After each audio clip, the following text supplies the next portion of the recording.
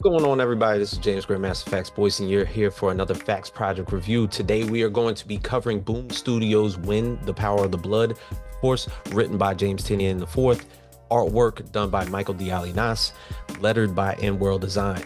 Now, to get right into it, what we talked about last time is the fact that the vampires of Orthok were pretty much harvesting Wynd's blood, because one thing that they haven't been beneficial about is that they are not winged creatures. And it just so happens that the blood of Wynd is providing the vampires with the one thing that haven't had in such a very long time, and that's wings. So when we shoot right back into it, if you remember from issues 1 and 2 that I talked about in a prior video to this, that him being locked away, they've been more so harvesting his blood, yes, for wings, but the thing is, for the most part, they've been also replenishing the Bandaged Man. So from that aspect going forth, General Zedra has been taking big portions of this blood work in order to almost provide a reincarnation for the Bandaged Man.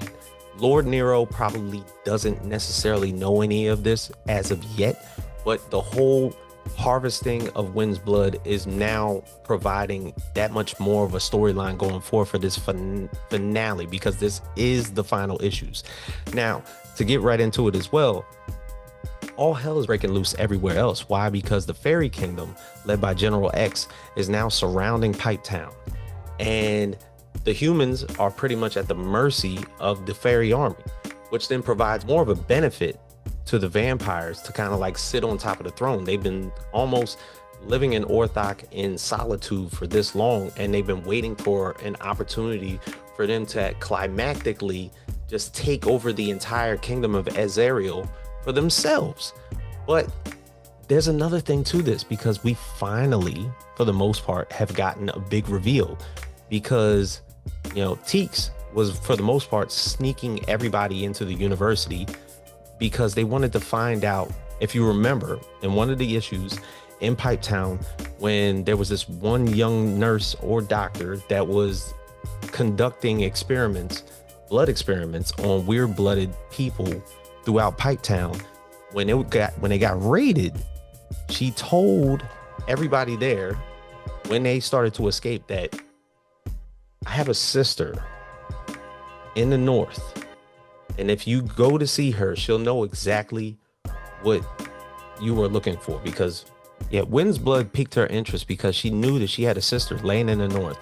And for the most part, Oakley wanted to find out through Teeks and Thorn, sneak their way into the university, find out exactly who this sister is, and what are the experiments that they're conducting that more so got her sister killed.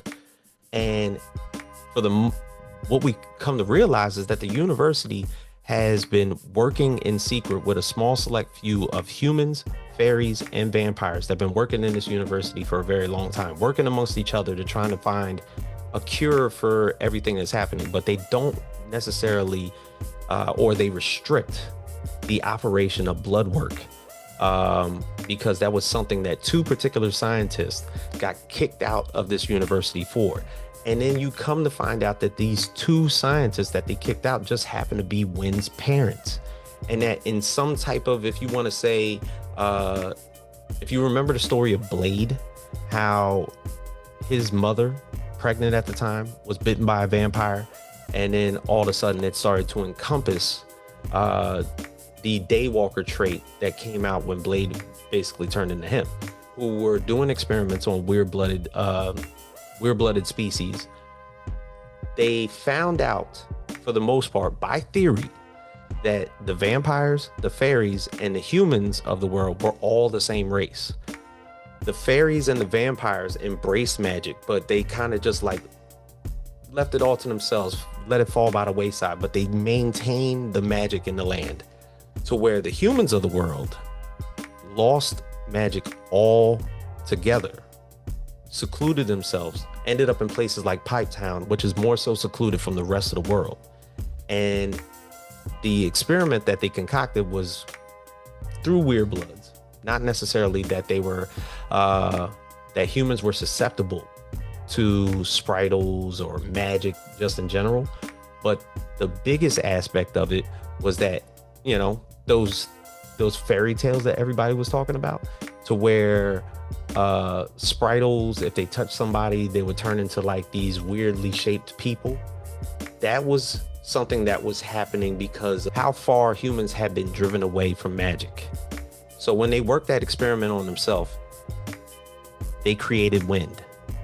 And of course, we kind of understand through those two mythological, I guess, bird beings that we see guiding Wynd throughout most of the story, and how they've been able to aid Wynd to where you're thinking that those are his parents, that is his mother, his real mother and father all along. Also, again, from that aspect, Wynd himself was kind of placed in like a Moses position, or to where he was like drifting in a basket along a river, and then he was picked up to be the one person that of human descent that was given weird blood and ultimately ended up with wings and with pointed ears and everything like that.